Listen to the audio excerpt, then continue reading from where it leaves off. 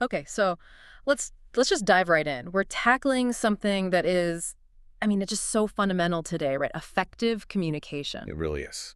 But we're not just talking about, tips and tricks. We're going way deeper. We're going into the neuroscience of it, how to get to that real high quality understanding between people.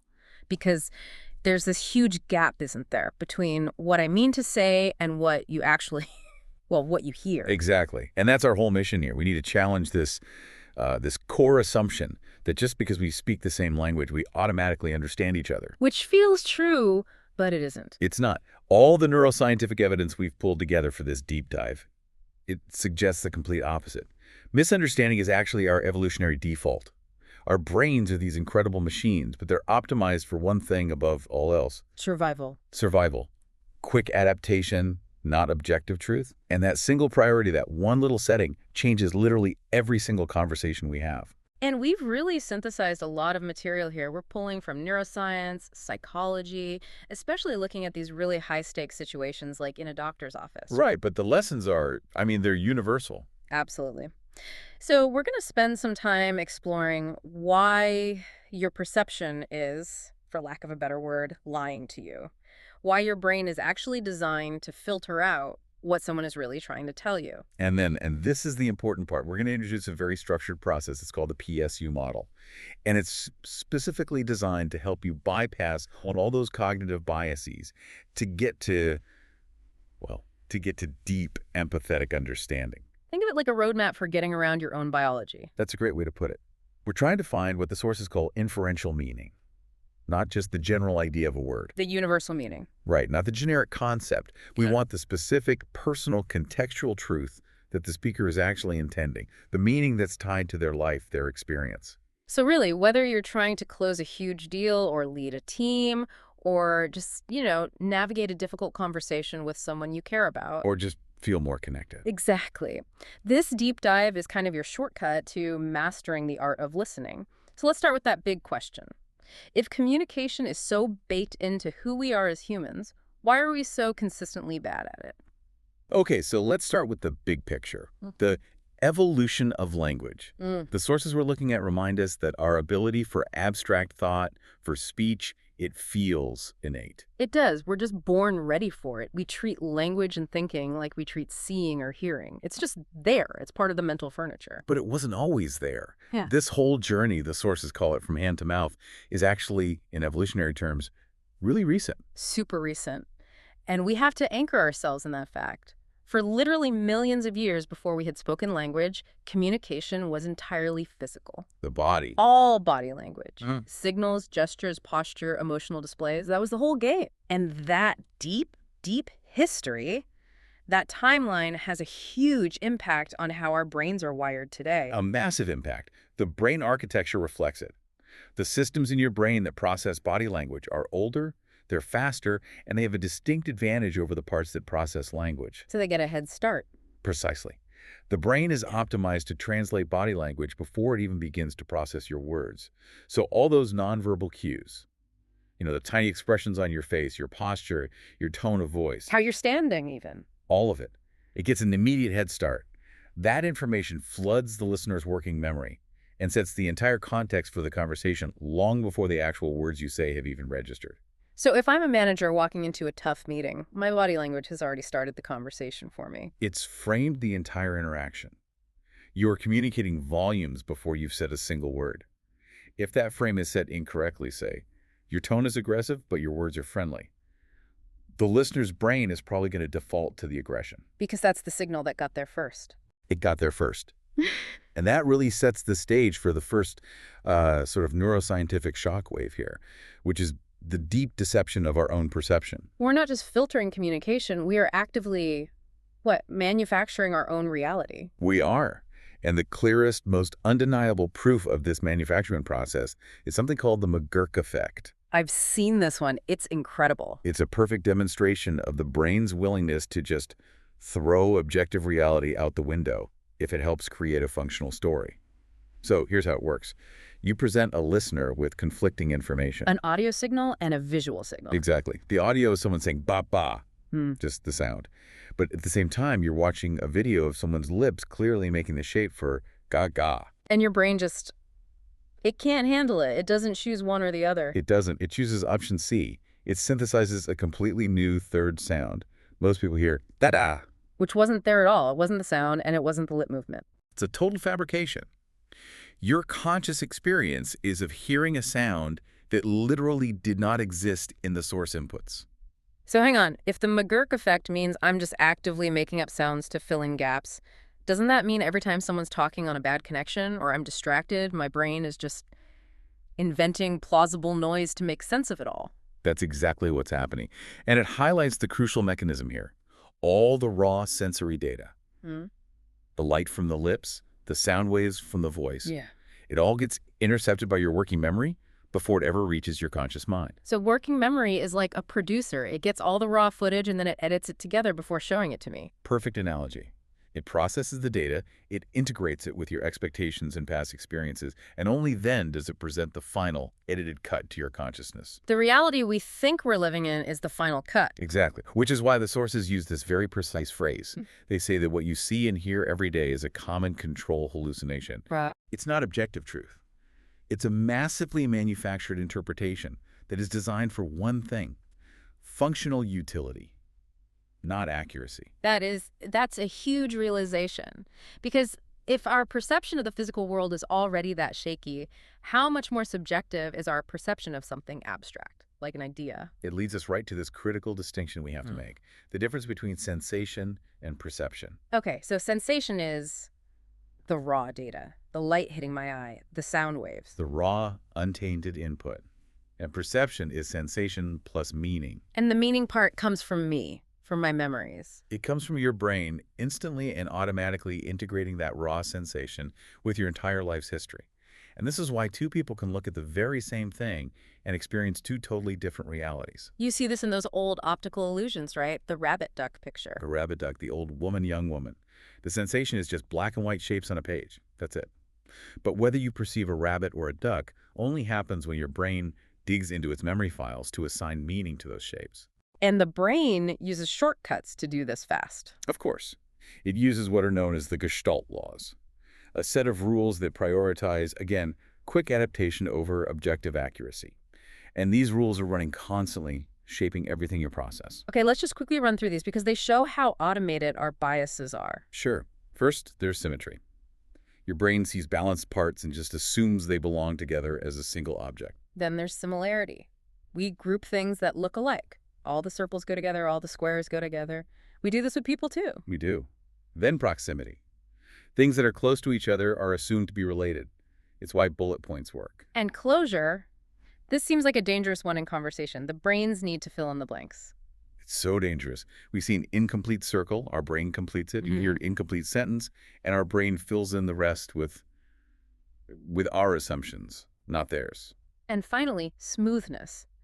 We prefer to see continuous lines rather than sharp turns. It helps us track moving objects, but it also means we prefer a smooth, expected story. We don't like sudden plot twists in a conversation.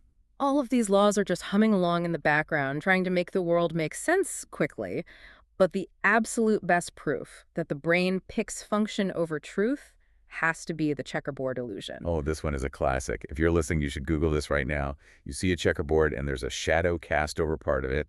There's a square labeled A in the light, and a square labeled B in the shadow. And A looks dark gray.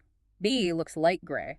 It's not even a question. You would bet your house on it. You would, but they are the exact same shade of gray, identical. So my brain is actively changing the color of the square in real time. It's choosing to prioritize the context, the shadow, to maintain a functional interpretation of the scene. It knows the rules of a checkerboard. It knows that square B should be lighter, so it adjusts the color data before it even shows it to you to make the world make sense. The lesson here is just. It's profound. We are built to see a useful illusion, a common control hallucination, if it helps us get through the day. Exactly. So when we walk into a conversation, we are not starting from a neutral place.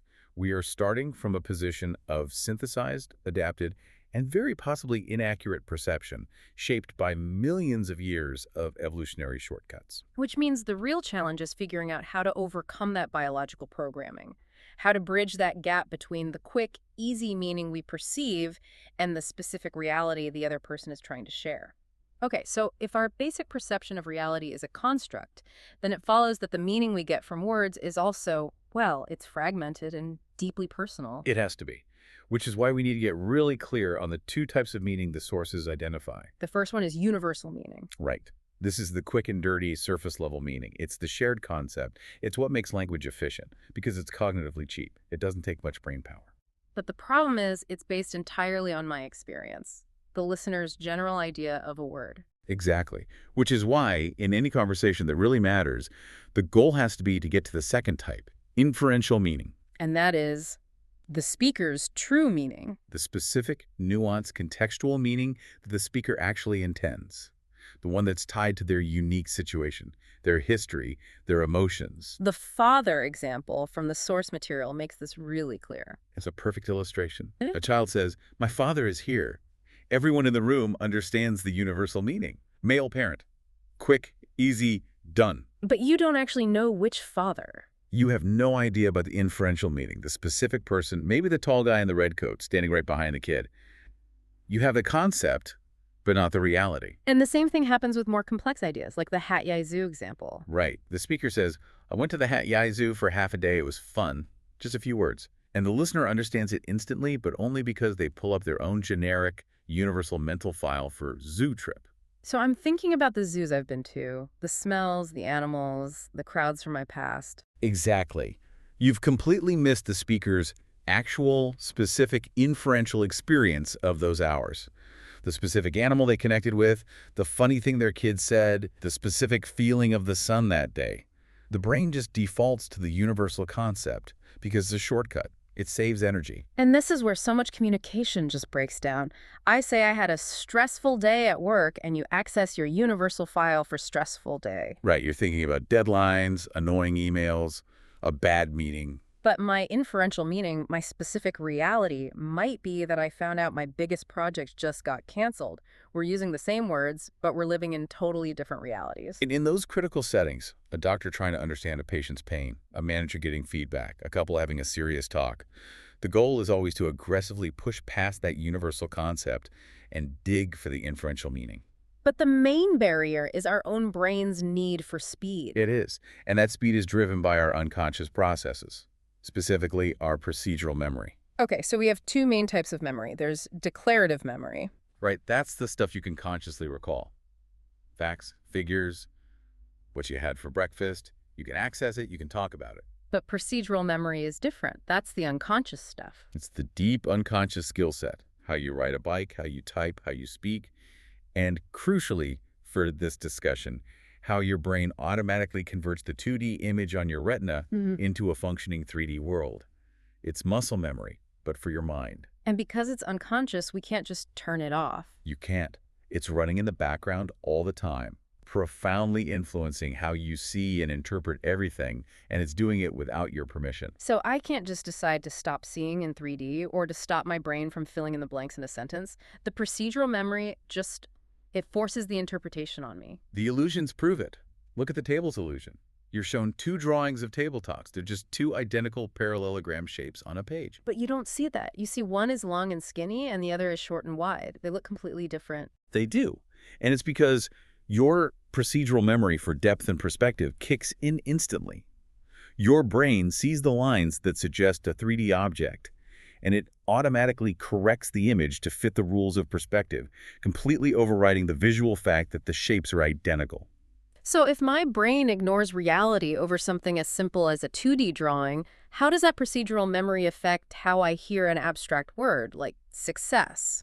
It creates an instant default interpretation based on your own procedural history. If your most recent powerful memory of success was, say, a major financial win, your brain will automatically color any conversation about success with that context. Even if the other person is talking about relational success or artistic success, that initial trigger is automatic and fast. The spinning circles illusion is another great example of this. It's so clear. You see a 2D drawing of some circles, it's flat. But the moment they start to rotate, your procedural memory for motion immediately reinterprets the whole thing as a 3D cylinder. The movement itself triggers the 3D processing. Instantly and automatically. So what this tells us is that these deep unconscious procedural memories are responsible for distorting our reality, for making us default to the fast, easy, universal meaning. And that is the gap we have to consciously decide to bridge. So if we want to talk about fixing this systemic failure in communication, we have to talk about the physicist David Bohm. We do. Bohm was fascinated by why conversations, even between really smart, well-intentioned people, would just devolve into argument. He wasn't even a psychologist, right? He was a A physicist. quantum physicist, yeah. But he observed that intellectual discourse constantly failed because of two things: what he called the fragmentation of reality and our reliance on unchallenged assumptions. Okay, so fragmentation. That means because we all have our own unique procedural memories, our own life experiences, we're all looking at any given problem through our own tiny little keyhole. Exactly. We only see the sliver of reality that our personal history allows us to see. We can't see the whole picture. And that fragmentation starts a really destructive cycle. It does. Yep. You start with fragmentation, seeing only your piece. That forces you to make an assumption about all the pieces you can't see. Then, very quickly, you start experiencing that assumption as truth. You believe your fragment is the whole picture. You do. And the final step is defensive action. You start arguing, you dismiss other people's views because they're threatening your perceived reality. And the result, as Bohm said, is that the collective IQ of the group actually drops. Everyone's so busy defending their own little island that no real thinking can happen. It's a total collaboration failure. Yeah. But Bohm's great insight was identifying the one point in that cycle where we can intervene, where we have conscious control. And that's the assumption. It's the assumption. We can't stop fragmentation. That's automatic. The moment you open your eyes, your procedural memory is going to construct a reality for you. But the step from "this is what I see" to "therefore I am right," that's a conscious leap. That's the part we can control. And the tool for controlling it is what Bohm called the suspension of assumption. It's a deliberate, conscious act. You have to literally imagine taking your own ideas, your own judgments, your own conclusions, and just hanging them in midair, Setting them aside. just for a moment. You don't have to get rid of them forever. You just suspend them so you can focus 100% of your attention on understanding the other person's idea on its own terms without immediately trying to judge it or fit it into your worldview. That sounds really hard. It's like telling your brain not to do the one thing it's designed to do, which is make sense of things quickly. It is hard. It takes practice.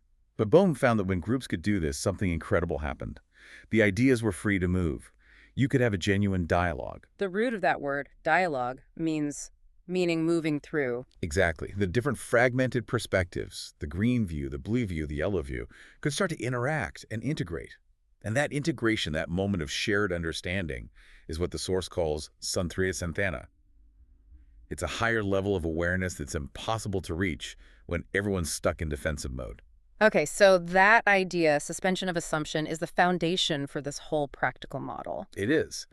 Building on Bohm's work and also the work of the psychologist Carl Rogers, this idea of truly seeing the world through another person's eyes, the sources lay out this 5-step framework, the PSU model for effective communication. And the goal of the model is to take all those unconscious bias processes that lead to misunderstanding and make them conscious, make them adjustable. Right, so the 5 steps are sequential. They build on each other. Number 1 is suspension of assumption. That's the entry ticket. Got it. Step 1, clear the mental decks. Step 2 is tune-in attunement, actively preparing your mind to receive their specific reality. Step 3 is see the world with the patient's eye, which is all about getting concrete evidence. Step 4 is encouraging a narrative story, because that's how the brain naturally organizes information. And step 5, empathy isn't something you do, it's the outcome. It's the natural, automatic outcome of doing the first 4 steps correctly. All right, let's get into the mechanics of this. We've done step 1. We've consciously suspended our assumptions. Now we're at step 2, tune in, or attunement. So the goal here is to stop the information that's coming in from immediately linking up with my own memories and experiences. You're trying to create a state of mental pause. And to really get your head around this, the sources use a great analogy from neurology, the condition known as agnosia. Right, which is the inability to process sensory information. Yeah, and there are a couple of types. There's aperceptive agnosia, where you see something, but you can't form a coherent picture of it in your mind. You just see lines and colors. The raw perception is broken. Okay. But the more useful one for us is associative agnosia. In this case, the person can see the object perfectly. They could draw you a perfect, detailed picture of a key, for instance. But they don't know what it is. They don't know it's a key. They don't know its name or its purpose. The sensory input is perfect, but the link to the stored meaning in their memory is completely severed. So attunement is like trying to deliberately induce a temporary state of associative agnosia? That's it. You're mentally pausing that automatic link between the word you hear and the meaning stored in your brain. You are forcing yourself to wait for the speaker to define their reality instead of letting your brain instantly fill in the blanks with its own definition. The pen analogy makes this really practical. If I say the word pen, Your brain instantly pulls up its universal file for pen. For you, maybe that's the blue Bic. That image is automatic. It's procedural. but if you want to tune in to my reality, you have to suspend that image. You have to. Because my inferential meaning, my specific pen, might be a big silver stylus that I use on my tablet. And if you're stuck on your internal image of a big pen, you're going to be totally confused when I start talking about writing on a screen with it. True attunement only happens when I consciously discard my model and wait for the details of yours. It's a difference between just hearing and actively receiving. Okay. So we've cleared the slate. We're tuned in. Now we need to get the best possible information from the speaker. That's step 3, concrete evidence and mental imagery. This is all about pushing the conversation away from abstractions. If someone says they used a tool, that's abstract. It's low-value information. So you need to ask for concrete evidence. You have to. Describe the specific hammer you are holding. What color was the handle? Was it heavy? Did it have a claw on the back? You're demanding sensory details. And there's a real neurological reason for doing this. It's not just about being thorough. Not at all. It's based on the hard science of mental imagery. Your brain activates way more regions when it processes a concrete word like chair or red than it does for an abstract word like justice or tool. But here's the really critical part. When you are just visualizing a concrete object, just imagining a chair in your mind, your brain activates the same areas, the visual cortex, the temporal lobe, the frontal lobe, as if you're actually looking at a real chair in the real world. So by making the speaker describe their experience in concrete visual terms, you're forcing them to run a little movie in their own head. And if you, the listener, focus on accurately visualizing those same concrete details, the color of the room, the specific action they took, your brain starts to operate in a highly similar mind state to theirs. You are achieving mental simulation. And that simulation is what leads us to the biological root of it all, right? Mirror neurons. The holy grail of social neuroscience. The original discovery was in monkeys. They had an electrode in a single neuron in the monkey's motor cortex, and the neuron fired when the monkey grabbed a banana. Makes sense. It's planning the action. Standard stuff. Yeah. But then the scientist walked into the room and just grabbed the banana himself, while the monkey just sat there watching. And the exact same neuron fired in the monkey's brain. Even though the monkey wasn't moving at all. Not a muscle. Its brain was running a silent internal simulation of the action it was observing. The mirror neuron system links what we see directly to the parts of our brain that do things. It provides instant understanding. So we understand an action because our brain simulates doing it ourselves. Yes, and it even works for understanding goals. But crucially, it also works for emotions. It's the biological basis for emotional empathy. When we see someone experiencing joy or disgust or pain, our brain fires up the same neural pathways that would be active if we were having that feeling. We don't just guess what they're feeling. We feel a version of it ourselves. It's an instant automatic simulation. And that's the connection back to our model. If you use the concrete evidence technique, if you get the details and you really simulate the speaker's actions and feelings in your mind, your brains achieve a state of alignment. And that alignment is empathy. That's it. We see powerful proof of this in studies with athletes. If an athlete just sits in a chair and mentally rehearses their event in high-definition detail, their brain activates the same neural pathways as if they were actually doing it, and their performance improves. Wow. So mental practice is real practice. And deep listening is mental practice for being the other person. Which brings us to the fourth step, how we structure this information. Narrative story. We've suspended our reality, we've tuned in, we're gathering concrete details. Now we need to organize it. And we need to organize it in the way the brain naturally works. And human thought is, fundamentally, narrative. We are sequential thinkers. We think in terms of cause and effect, goals and predictions. We tell stories. We don't think in bullet points. The source mentions that this is why comedy works. It's a great example. You laugh at a fail video because your brain is running an unconscious predictive narrative. He's going to jump over the fence. She's going to sit on the chair. And when that narrative is suddenly violated, the laugh is the brain's release of predictive tension. The prediction failed. Which proves the prediction was running in the first place. And this narrative structure is absolutely essential for memory. Right, the memory test example. If you give me a random list of words, watch, phone, bag, hat, it's hard to remember. Very hard. But if I weave them into a tiny narrative, the man checked his watch, grabbed his phone and his bag, and put on his hat before leaving, your recall is suddenly way, way better. Because it hooks into my long-term memory. It feels like a sequence I've experienced before. It connects to your personal history. It's how our brains are built to store information. So when we're trying to understand someone, asking for a list of symptoms or problems is fighting against our natural memory system. You're asking for categories. You are. But if you ask for a narrative, tell me what happened on the first day. What was the first thing you noticed, and then what happened next? You are aligning with the brain's natural, sequential method of storing and retrieving memories. You get richer, more accurate information every single time. So when you put it all together, it's this incredibly powerful process. You use suspension to get rid of your own bias. You tune in using concrete evidence to start that mental simulation. And then you structure all that incoming data as a narrative story. And that narrative structure is so important. It lets you understand the person not just as a snapshot, here's their problem right now, but in a longitudinal context. You understand their journey, what were their plans, their expectations, how did they react when things went wrong. That context is where the inferential meaning lives. And if you do all of that correctly, the empathy just happens. It's the natural result. It is. I love that analogy from the medical student in the source material. You too. They said the process is like making your mind an empty glass. That's suspension. Totally non-judgmental. Then the patient fills the glass with water. That's the narrative story. And then the listener has to focus on the details like they're a movie director. They felt exactly like this at this specific time.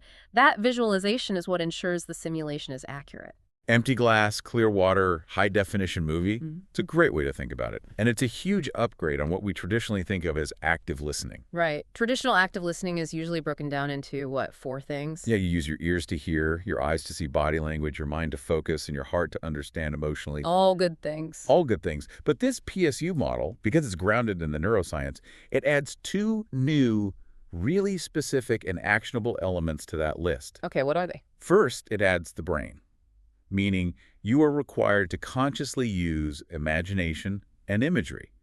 Visualizing the concrete evidence is not optional. It's a mandatory step. And the second? It adds continuity, the requirement to construct a continuous story, the narrative. These 2 new elements are the conscious levers you have to pull to get your brain out of its fast, lazy, universal meaning mode and into the slow, deliberate, inferential meaning mode. Let's make this super practical with that doctor-patient dialogue from the source, the one about the headache. Perfect example. Initially, the doctor is asking those standard categorical questions. Where's the pain? What kind of pain is it? How long? And the patient gives these really generic, universal answers. Pulsing pain in my temples. It gives the doctor almost nothing to work with. Nothing specific. But then the doctor completely shifts gears and asks for a narrative. Tell me about the first day. What were you doing right before it started? Then what did you do next? And suddenly, the quality of the information just explodes. It's night and day. The patient gives this rich, cinematic story. I had been playing video games for 3 hours. The pain started. I went home, I slept, I woke up at 2 a.m., I took a shower, and the pain went away completely when the cold water was getting in my head. But it came right back the second my hair was dry. That is an incredible piece of inferential, concrete evidence. The doctor now has environmental context, the gaming, a precise timeline, and this bizarre, specific clue about the cold water. None of that would have ever come up on a checklist of symptoms. That narrative gives the doctor the film they need to accurately simulate the patient's experience. And now their minds are starting to align. That's the goal. The mind states are aligning and real understanding becomes possible. And this all leads to the final piece of wisdom from the source, which I think is just essential for anyone in a position of leadership or teaching or care. It's that core premise. Every doctor has been a patient, but not every patient has been a doctor. It's so powerful. Yeah. And what it means is that the responsibility for closing the communication gap, for adapting, always falls on the person with the greater knowledge and the greater ability to change. If the student doesn't get it, it's on the teacher to find a new way to explain it. If the patient feels misunderstood, it's on the doctor to change their approach. The burden of translation is on the expert. They have to master these tools, suspension, imagery, narrative, because their own biology, just like everyone else's, is constantly working against true understanding. It's an active, conscious responsibility. You have to constantly manage those biases that we now know are just hardwired into how we perceive the world. Hashtag ouch, tag outro. So we have really taken a journey here, right through the neurological minefield of communication, fragmentation, the procedural memory, that constant drive for adaptation that actually makes misunderstanding our default setting. But we're leaving you with a structured, actionable method to fight back against that default, the PSU model. Suspension of assumption, tune in with concrete imagery to trigger that mental simulation, and then structure everything as a narrative story to get to the real truth. This really is a blueprint for maximizing the quality of any important conversation in your life. It's about consciously managing your brain's shortcuts and deliberately choosing to do the hard work of digging for the specific inferential reality of the person you're talking to. So we'll leave you with this final thought. If we accept that our daily perception is this carefully manufactured illusion, built by our past experiences purely for the sake of adaptation, what small everyday truth are you clinging to right now that might actually just be a necessary illusion your brain created for efficiency? And if you consciously suspended your assumption about just one thing today, a colleague's confusing email, a friend's weird comment, a loved one's frustrated tone, what new reality might you discover when you decide to stop settling for the universal and start pursuing the inferential? Go out there and start directing your own mental movie.